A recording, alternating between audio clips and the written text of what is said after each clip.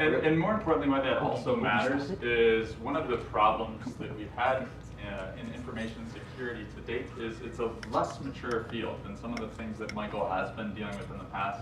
And I'll talk a little bit about that, but there's a lot of lessons to be learned in information security that we can glean from things like fraud analytics, from things like physical security and others. I think we're back on track for present display. Are we good to go? We're going. Cool. We're live. I got it. So, starting absolutely from scratch, I did the thing that any grad student would do, and I went through all these academic databases, looking for articles and being like, so how do I help businesses prioritize vulnerabilities? What are the trends? What do the statistics look like? And that was a pretty fruitless search. That led me to find a whole bunch of things saying something like, vulnerabilities are, the rate of vulnerability disclosure is increasing, or this type of attacker does this. And the trend that I see in academic papers is one of two things. Either people are conceptualizing an attacker in a way that they think works. So somebody's saying like, APT1 does these things. Let me look at some trends and vulnerabilities from what I think the attacker does. But that prescription is kind of a priori and isn't really based on data. Or people are talking about the rate of vulnerability disclosure, which I take issue with for an entirely different reason. That's a definitional analysis, not an analysis of things you actually have to fix. So the next place I went is InfoSec blogs. And I read a bunch of the stuff that people are talking about, figured out that the place to go is threat reports, it's vulnerability intelligence reports from the biggest vendors.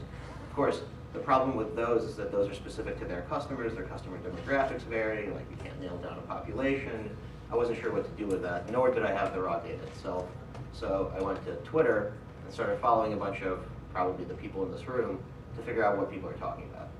And that led me to the kind of beginning of this talk, and there are these definitions that we have for what a vulnerability is. They come from MITRE and they come from OSVDB. NIST ranks them with a CDSS score, and the next step that I did is I just went through the message boards of how these things were created and took a look at it. And the picture was not so good.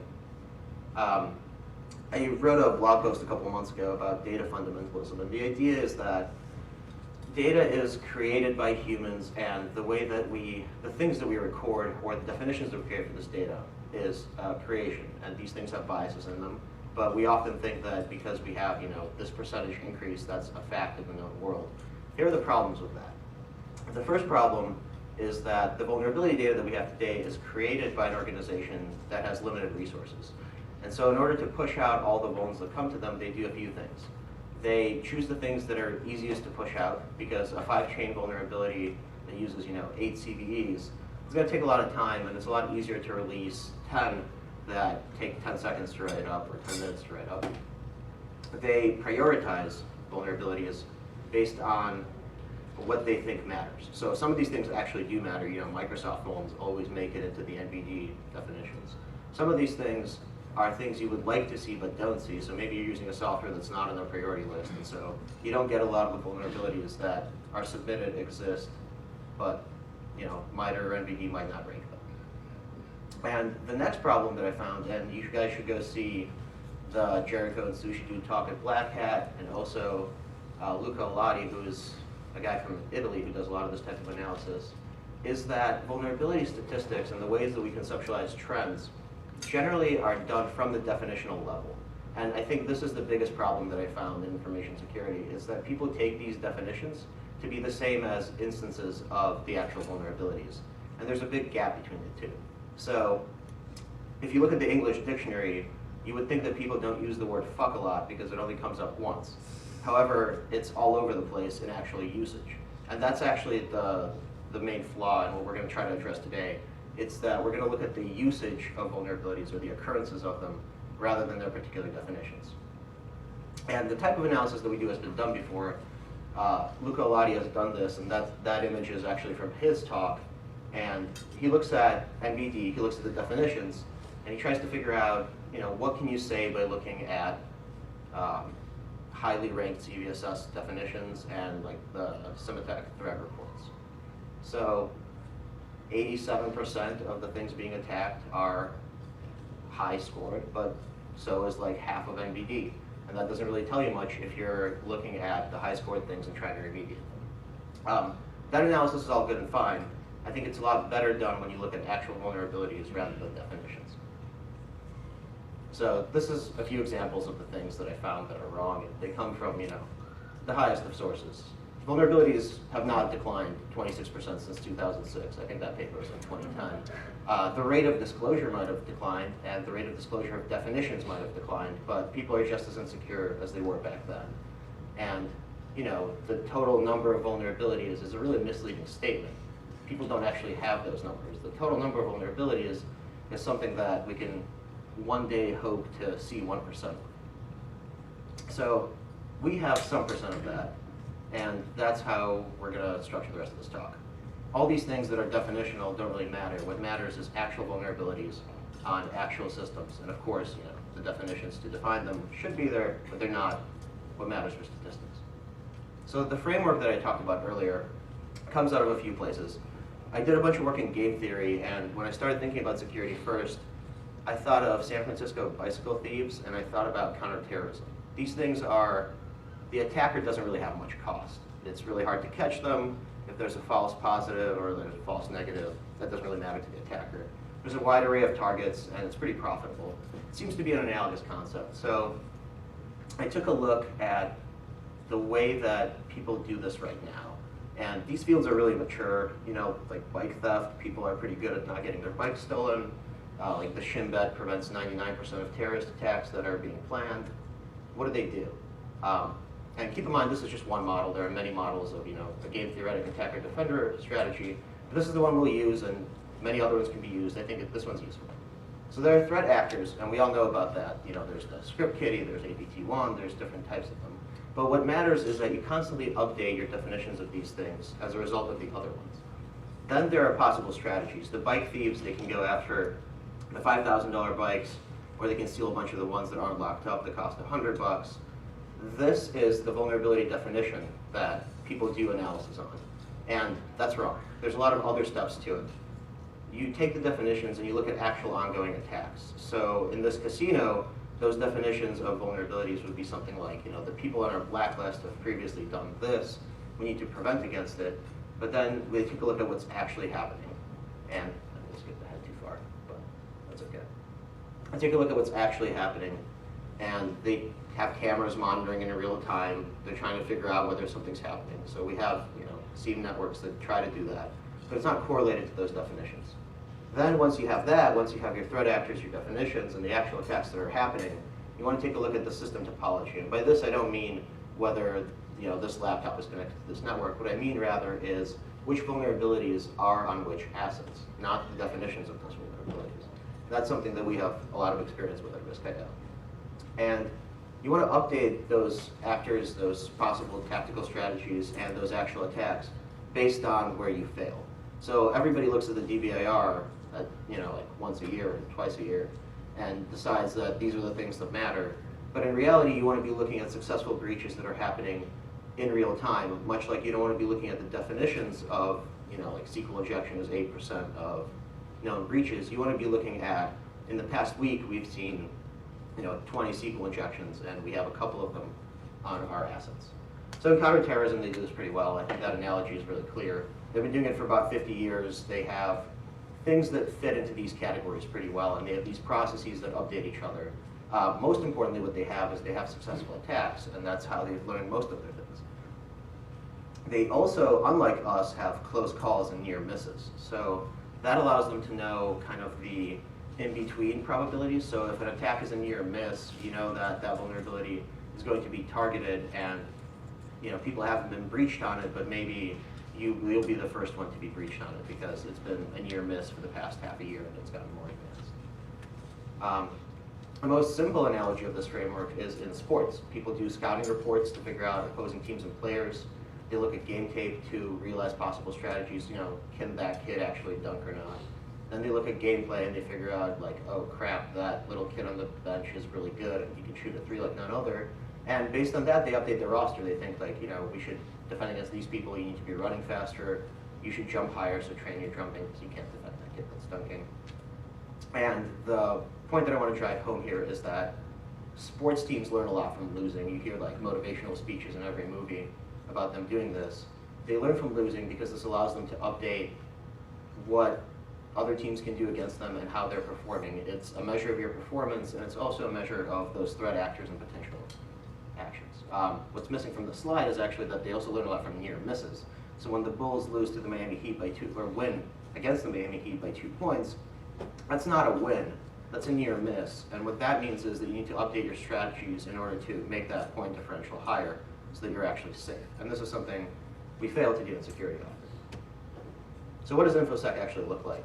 And this is, all these things exist in security. It's just that they're pretty disparate. People scan their assets. They want to scan more assets to understand where the vulnerabilities are. And then we have a bunch of people who are doing some good work on breach reporting, some people who are doing good work on threat intel, some people who are looking at specific parts of malware and realizing what it does. But what we really want to know is how that malware got in there in the first place. What's the vulnerability attack path that it took? Or from breaches, how did those breaches occur? What CVE were you breached on? Because then that allows you to prioritize the things that actually matter instead of fixing all of your vulnerabilities. So, I guess I already said this. Anyways, the point to drive home from this one is that vulnerability definitions are the possible strategies that are being taken. They are by no means the successful attacks. And the gap between that is a couple of levels of analysis that are missing. And what's going to fix that gap is looking at actual distributions of actual vulnerabilities. The things that you want to be remediating are not necessarily all of the vulnerability definitions. They're rather the things that are being attacked to reduce your chance of being breached. And so all this data exists. It's just that people aren't aggregating it together, and I'm not going to pretend like we can do that either. Here's what we have. We have a lot of assets with a lot of vulnerabilities that we scan from our clients, and we have data about successful attacks and what CVEs were taken to breach them. So the rest of this talk, we're about to get to the meat because the framework is over. We'll talk about what the status quo looks like based on those 2 parts of this framework that we have, and why the status quo is pretty shitty and how we think you can fix it. For future work, all those things that are listed on the right-hand side, the left-hand side of that slide are things that should be integrated into it.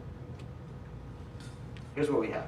We have 23 million vulnerabilities sitting across 1 million assets, around 9,500 companies, and 22 different scanners feeding this data in: static scanners, dynamic scanners, Nmap, whatever. And this is the data set that we'll use to do the kind of statistical analysis that people are using a data set of 55,000 vulnerability definitions. I think it shows that the things that we glean from definitions are often very wrong. So what can we tell you about the status quo? Things that you can say from live data that you can't say from definitional data is the performance of your team or those scanners. So for scanner performance, we can tell you about duplication. How often do 2 scanners find the same thing? Duplication is problematic because if you can't dedupe the thing, you're wasting resources and it's expensive, and maybe you bought a scanner that you shouldn't have. We can talk about vulnerability density so that you know, maybe you're not scanning all your assets, but you can estimate what it looks like on the rest of your assets. And we can talk about how people are performing because we know when they close a vulnerability and when they don't. So, about 87% of vulnerabilities are found just by 1 scanner. Keep in mind that this might be because our clients only have 1 scanner, but 12% are found by more than 1 scanner. And this is kind of problematic because if those aren't deduplicated, people could be fixing a vulnerability that's already fixed. You could also think that you are in a bigger position of risk than you actually are. You could be prioritizing assets that are actually pretty safe. So to use this data in a meaningful way, the counts on the left-hand side are how many are duplicated out of the 23 million. To use this data in a meaningful way, I'll have Ed tell you what somebody who knows about security would do with it. So that's a lot to take in, but ultimately the duplication thing does matter. And what we're looking at from a duplication standpoint and what we've looked at across our data set, actually that 12.5% is a little bit misleading because we're aggregating across our scanner coverage different classes of scanners, right? You could have a network scanner, you could have a dynamic application scanner, a static analysis tool, all of these different things. Obviously, a static analysis tool and a network security scanner are never going to find the same vulnerability, or almost never find the same vulnerability. So that 12, if you just broke it down by class and we looked at just network scanners, that 12.5% is actually even higher. But why does that matter? So taking some lessons back from my previous employments, what we're looking at is about scanner coverage, and not asset scanner coverage. That's a different problem, and not data that we have to readily available to analyze, but more of vulnerability coverage. As Michael was talking about earlier, he talked a lot about the problems of vulnerability definitions, right? Everybody's basing their decisions based on what makes it into a CVE database, what makes it into the National Vulnerability Database, but that isn't encompassing of all vulnerabilities. And you want to be able to measure false positives, false negatives, that sort of thing.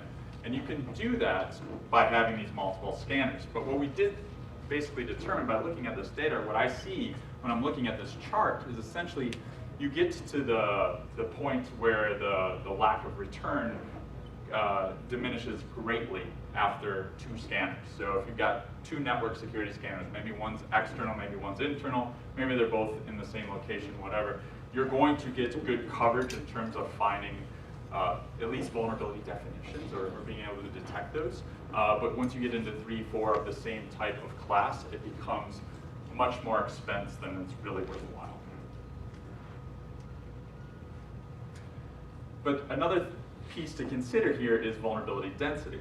So Michael pulled these numbers for us, and I took a look at these, and the first thing that I looked at over on the right-hand side, I said, none of this is a surprise. This is actually, very common and something that I've seen all the time. But essentially the top 3, where the greatest amount of vulnerability density exists, meaning number of vulnerabilities on a given asset, is much higher than the bottom 2. And the top 3 really encompass the network and infrastructure scanners, right?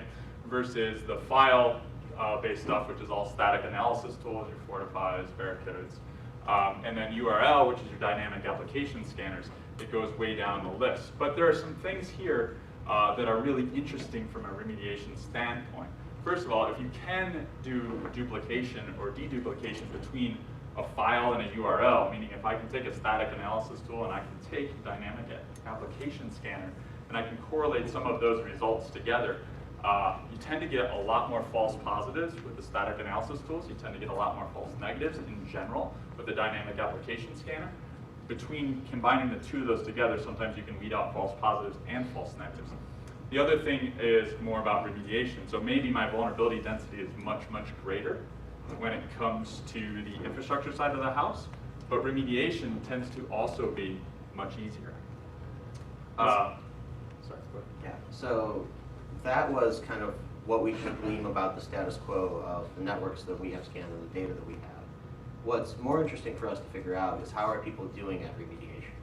And taking a look at just CVSS score breakdowns, you can see the bottom line is average time to close by severity. The trend is pretty sharply down. It doesn't look so sharp because the scale's off, but as the CVSS score increases, that's where people are quicker to remediate it, which to me indicates that people are using CVSS as a guide for remediation. Also, what's interesting about that is that the gap between how fast people are remediating things and the oldest vulnerabilities that exist in their environments is pretty huge. That's days on the left-hand side. Question in the back. Yeah, I was just curious if the data you have at all correlates with the flawless half-life of vulnerability data. Yes, in some ways it very much does, but even more so, I would say, and Michael will show this later, these tend to line up almost directly with CVSS scoring, right? So Actually, that's your slide. Let's take it now. You bet.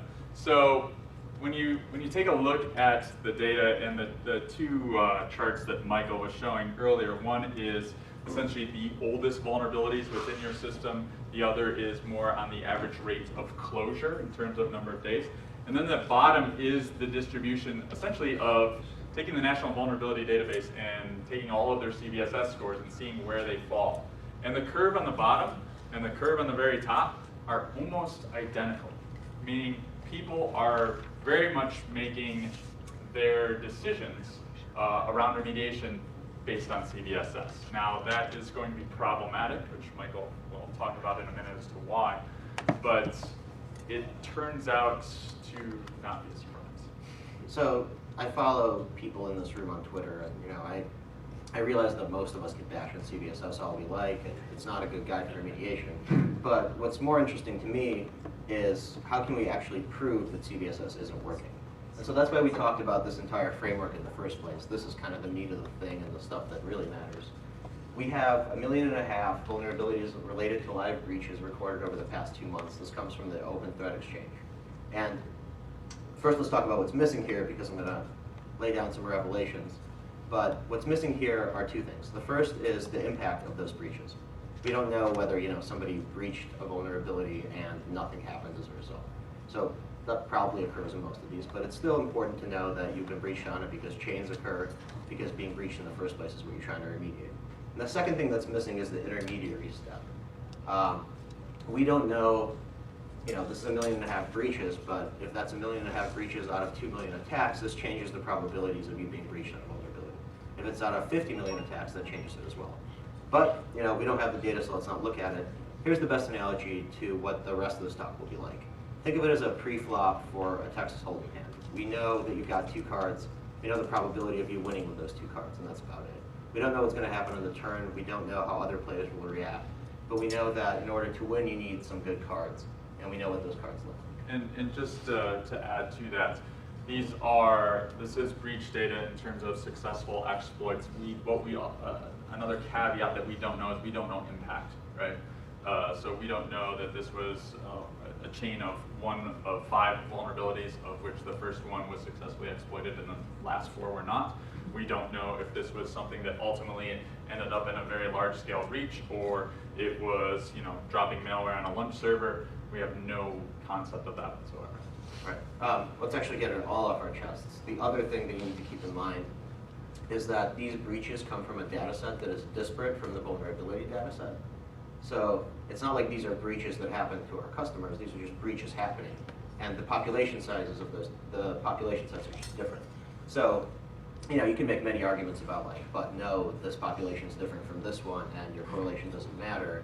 To that I say, whatever.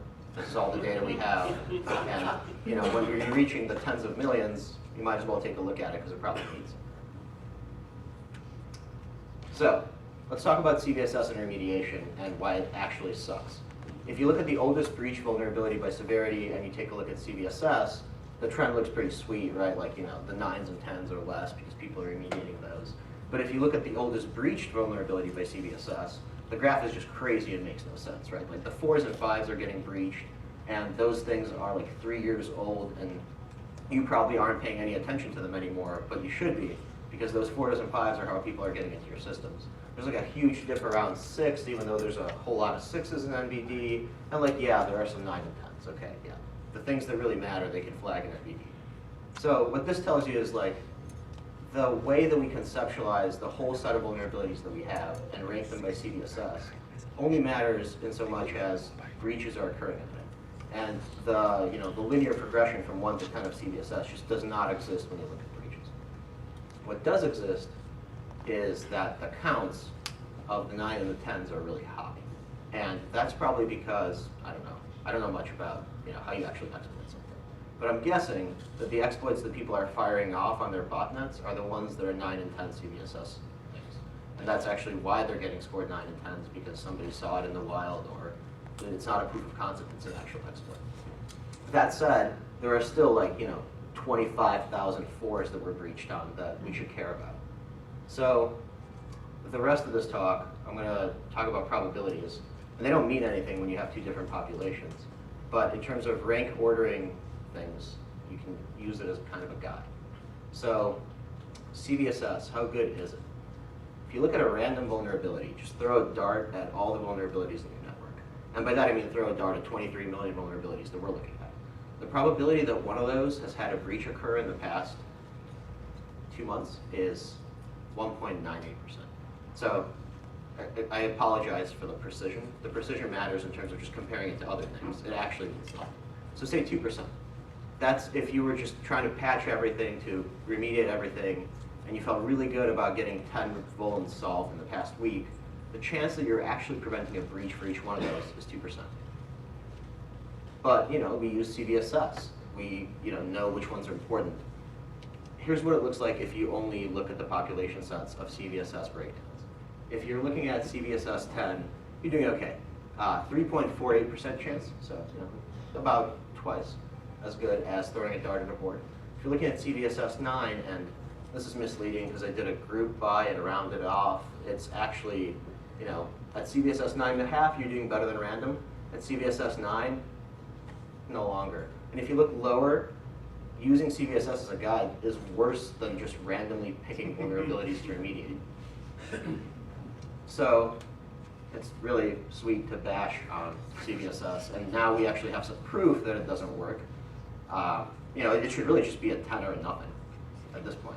But what's more interesting is the alternative to that and what strategies actually work. And with that, let's do this. So to take a step back, there was a smart guy I know named Alex Hutton, who may or may not be sitting in the back of the room right now, who coined a term called the security Mendoza line several years back at this point. But essentially, and I will quote Alex rather than, since he is in the room, wouldn't it be nice if we had something that helped us divide who we considered an amateur and who we considered a professional when it comes to security? So for those of you not familiar with Mario Mendoza, baseball player, Pirates, 1970s, who really actually played for a number of different teams in the majors for a number of different years. And the amazing thing about him is that he sucked at batting and played in the major leagues for years. And that is because of his remarkable fielding, although some debate his range. And he was able to do that while batting a lifetime average of around 200, or 2 hits out of every 10 at-bats, which sucks for someone who's at that level. And they later ended up coining that the Mendoza line, meaning if you are hitting below the Mendoza line, or if you're hitting below 200, there's a good chance you're going to get sent down to the minors where the quote-unquote amateurs play, even though they're actually professionals that get paid as well.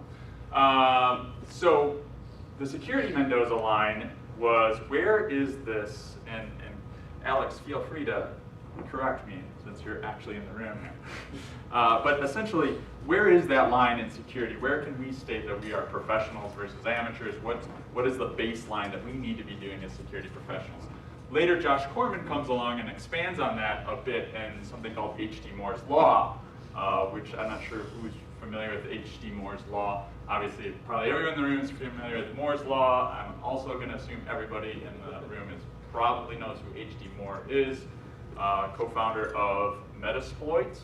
But essentially, it's became this line of the rate, I'll quote him as well, casual attacker prowess grows at the rate of Metasploit. So Metasploit is a really great tool, and a lot of really good people use Metasploit, and a lot of very untalented people can also use Metasploit because it's so damn easy to use.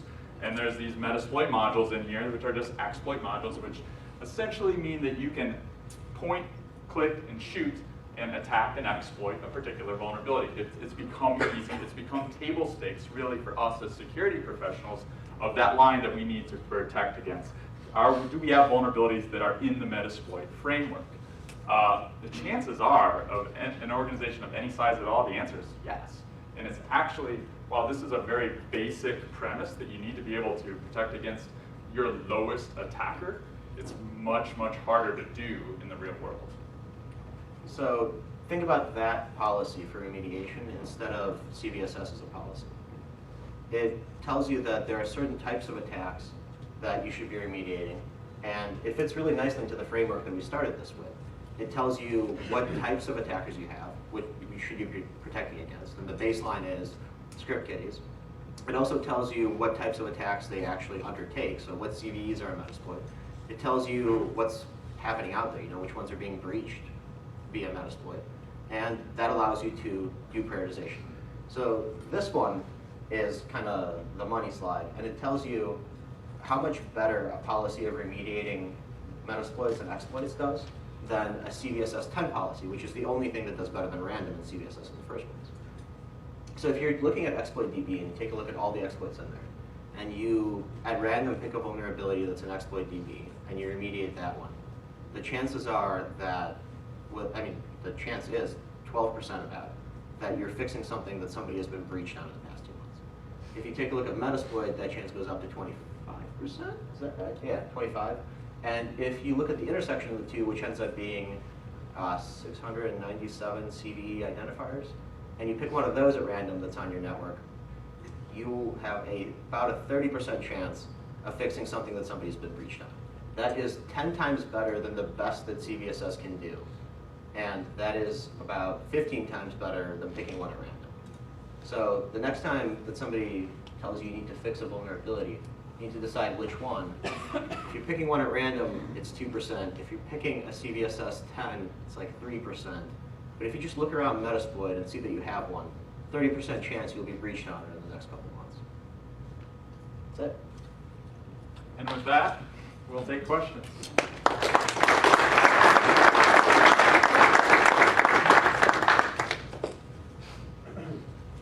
Going once. I have T-shirts if anybody wants to ask a really good question. Well, I have a question. Am I allowed to throw? Given what we know now, is there any use? Of course, the guy in the back of the room. Why not just patch everything? Why not just patch everything? Who here in this room patches everything? Well, for one, great question. So Thank you, David. I actually looked at that data, and we decided not to show it today, mostly because our patch data, like the number of patches that are out there, isn't so good. But the thing about patching is that people release patches for things that people aren't exploiting. So if you have the choice, patching is really easy, but if you have the choice of patching 10 vulnerabilities that no one's exploiting, or spending the money on a code rewrite that'll fix a Metasploit vuln, you're probably better off fixing the Metasploit. Right, and to that I'm point. thinking just commercially released patches, or patches released by someone else in your organization. It goes far beyond that, though. When you start patching things, especially if you're a developer, you start breaking things. You can't just arbitrarily go push patches out to a bunch of boxes. All the applications that run on top of it as well. You just gotta go through this process that you go through, and you don't patch everything at once, because otherwise, if something breaks, you don't know which patch broke it. Yeah, and it's not only that, but I mean, to Michael's point, that there's only a certain subset of that data that is patchable in the first place. That's fair. So regardless of how much you patch, and maybe you patch everything, if you looked at the money slide of Michael's, in terms of what's in exploit DB plus the intersection of the Metasploit framework, a large chunk of that, and we don't have the data unfortunately here to display, but a large chunk of that is not patchable, or is something else, right? So it's more than just patching, although that said, there's so few organizations that I've met that actually are patching So everything. at a previous organization that I worked at, we took the attitude that we would sequentially push every patch from Microsoft and Sun and IBM to our servers. Yep. We should pump them out because we would do a test install. If it didn't lose screen, it was good to go. We'd rather break the network in a way we understood than wait for someone to break it for us. I don't disagree with that, but so when you say patch everything, though, I also see, yeah, we patch everything, and they come back and we patch all of our Red Hat boxes and we patch all of our Microsoft stuff, but what about the 35 different apps that you've deployed on all the desktops and everything else? And that's where it falls over. Right? And that's also expensive, right? So this type of analysis lets you make your next decision of the next vuln you fix. It doesn't let you make a policy decision about like where you spend your money nonstop. So even given that, say you can't patch everything because you've got only $10 in your pocket, the thing that you should patch should have a Metasploit. Right. It would be Flash and Java. Yep.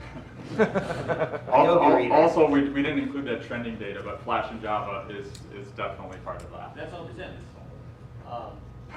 Although it's not easy to use in bulk, Brian and I have been working with HD to kind of cross-reference exploit DB and Metasploit modules, the CVE, and if you're looking for a way to prioritize, you can go in there either by exploit or vulnerability, and you'll see all the cross-reference of how all those fit together. And unfortunately, like I said, it's not set up for doing bulk. You can't take some scanner output run through there and help you prioritize. But if you want to do the research and trying to make a decision on which ones to do, like you're suggesting here, that web page that's off of Rapid7 can be used to kind of help you, because it does contain that data on which ones are intersecting and all that kind of. Yeah. I'm sorry, so you work for Rapid7? Yeah. Okay, so you have something that actually does this sort of thing for people, but you can't do it in bulk? Correct. I mean, the web page we have, you can do a full text search by an exploit name.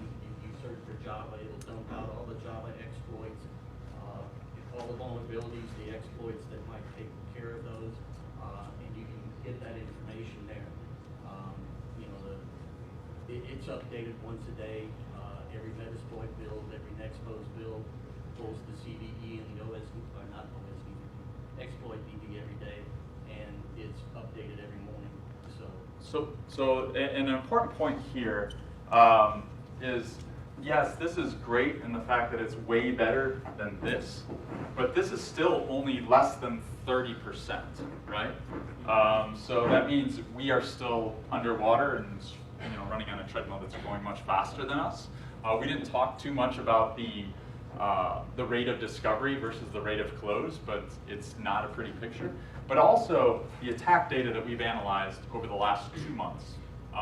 There's shifts and trends in that as well, right? So being in Metasploit plus exploit DB is good. It's better if I can tell some of the trends that are coming out of the actual real world attack traffic as well, so that I can start to say things like, well, yes, that was important, but that was really getting hit on a lot last year. And this month, it seems to be this, or this week, it seems to be this. So here's an example, like you've got a Flash vulnerability that's an exploit in Metasploit, and you know that a lot of people are deploying Flash, so chances are there's like 10 botnets hitting it. That's the kind of stuff that makes you be 100% successful at predicting breaches. Before we continue though, one thing you need to realize is that these are success probabilities, right? So if you take that policy on, we also need to think about failure probabilities. So if you're patching a Metasploit, what's the chance that, or you're fixing a Metasploit vulnerability, what's the chance that you're just doing nothing and fixing something that isn't actually being breached on? So those kind of sensitivity analysis is something that needs to be done as well to realize if you take on that policy, how good is it to be 30% more successful. But again, to that I say, if you're 15 times better than CVSS, then whatever, just do it. Have you broken this data out at all by application type or OS or device? I mean, if I'm not running PHP, does that all of a sudden decrease this down to almost nothing? So we have the data. It We don't wasn't care about boiled up. PHP, but that's the first step. So to that point, though, he's kind of being half sarcastic. But when we talked about the vulnerability definitions at the very beginning, that's part of the problem, right? So when you look at everything that's a national vulnerability database, you suffer from selection bias. There's only so many people at MITRE that can enter this data in, so they're going to say, okay, I'm going to focus on the Microsoft and then things like that, and oh, this is PHP, I'm throwing it out. Doesn't mean it doesn't exist as a vulnerability. They don't have the resources to publish it into the National Vulnerability Database. Doesn't mean it's not real. On that, something really interesting to watch is, as of the past 2 weeks, I've been monitoring the MITRE feeds, and a lot of them are just exploding with PHP vulnerabilities, which means that either they have more resources or the prioritization is changing. But if you think about it, the types of vulnerabilities changing in the definitions, if you look up some of those reports that I call bullshit, they'll start to change and maybe the vulnerabilities are actually increasing, but this probably won't change. If you look at the same data, so that you're looking at the time of release, public release of the vulnerability? So the graphs a while back were oldest vulnerability by CVSS severity, right? You remember the really big gap between the two curves? That was the oldest vulnerability by release, and then the next slide where I was like, CVSS is bullshit, the crazy graph that goes all over the place, that's the age of breached vulnerabilities by disclosure date, and it's all over the place because, there's botnets that are hitting CV 1999 stuff all the time. I was speaking specifically of this. The Metasploit data? Yeah, Metasploit and the breakdown of CV and exploit DB. So, no, I haven't done that, but off the top of my head, I can tell you that the number of exploit in Metasploit DB is something around 200,000. So I'm guessing it very closely mirrors the graph of just oldest. because, I mean, all of them must have gotten hit if 200,000 breaches happened. Could you help me think through this data from the product vendor standpoint of prioritizing patching, or like actually releasing patches to vulnerabilities?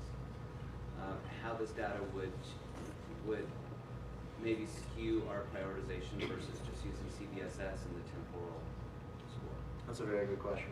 I think, and Ed will say more to this because he knows security. To me, from a data standpoint, I think it means that if your goal as a vendor is to protect against the things that are being actually breached, tier 1 priority is things that have exploits, and not just things that are in exploit DB, because things in exploit DB are often like proof of concept things that are like, I heard about this on Twitter, so like people are going to hack this. What's more interesting is if there are modules exploiting it. Same thing as the Mendoza line for remediating vulnerabilities. There should be a Mendoza line for publishing patches. So everything that has a Metasploit should also get fixed, right? And then in terms of prioritizing other things, I think that's a question of everybody in the security industry getting more or less real-time breach data and more or less real-time trending data or velocity data for what people are using, because that's a better meter to me of how important something is than calling it a 10 or 9. I couldn't possibly ask that. What about other exploit tools? So there's other things that we've started to Working look on at, but it's not yet in this data set that Yeah, so we should be looking at black hat exploit kits, definitely. We're going to start doing that. It's hard to do because those people will hack you, but we'll get there eventually. Tim? With all this data, have you guys ever considered putting a percentage next to each vulnerability of the likelihood of attack? Something that makes it super clear. I definitely considered it Nice 2 days sandbag, ago. yeah. You don't get a t-shirt for that. I definitely considered it 2 days ago when I pulled the data. Yeah. I hate to bring up the word here, but for those who live in a credit card world where we are told we have to clean these CB. 4 and above, yeah. Yeah.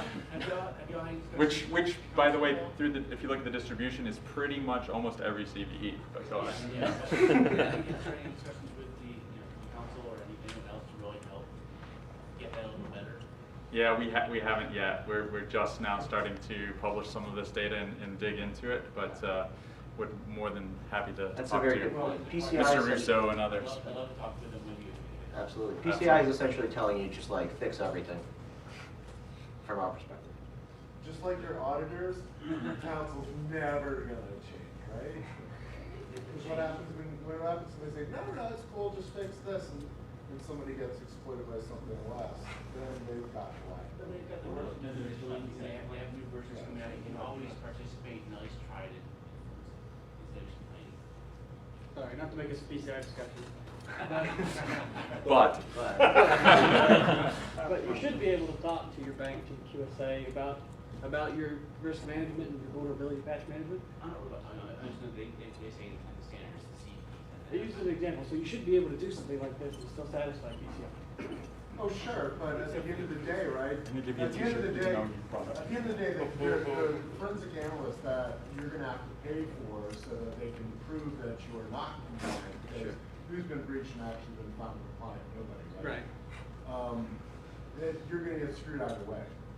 And with- you can do this, maybe this will take some workload and it'll be less onerous for you, but it's not like this is diligent or anything that'll stand up in court compared to their other. Well, neither is any of the other PCI stuff, like you said, right? You're going to be found compliant when you get breached anyway. We're sorry, getting the I gotta hook, cut down- shut so I down got to the cut us off. conversation. But if there are more questions or you want to discuss anything, we'll just be right out in the hallway. Pat, the guy over there standing there, also has t-shirts if you want those as well. But thank you very much.